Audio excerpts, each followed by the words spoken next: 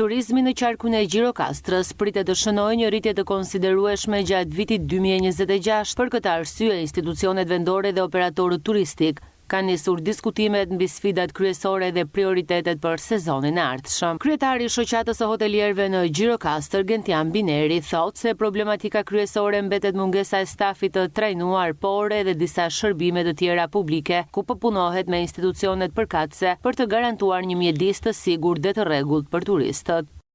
Mendojmë që është e domosdoshme dhe imediate të sensibilizojmë, të promovojmë mundësitë që ka turizmi për rinin dhe t'ju afrojmë atyre të gjitha mundësitë për t'u trajnuar, për t'u punësuar dhe për të trashëguar pse jo këtë industri turizmi që po ndërtohet në Shqipëri.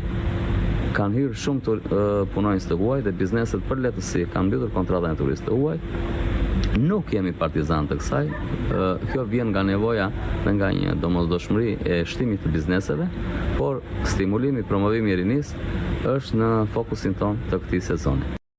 Fluksi i vizitorëve ka ardhur duke u rritur në 3 vitet e fundit dhe parashikohet që viti 2026 të shënojë një tjetër rritje të konsiderueshme me mijëra vizitorë të shumt në qark. Prefektja e qarkut Albana Hasanaj thotë se koordinimi ndërmjet institucioneve është rritur dhe të gjitha bashkitë janë duke u përgatitur për sezonin e ardhshëm. Ndërkohë që ka nisur vendosja e tabelave të reja dhe sinjalistikës horizontale dhe vertikale për të përmirësuar orientimin dhe qarkullimin e vizitorëve.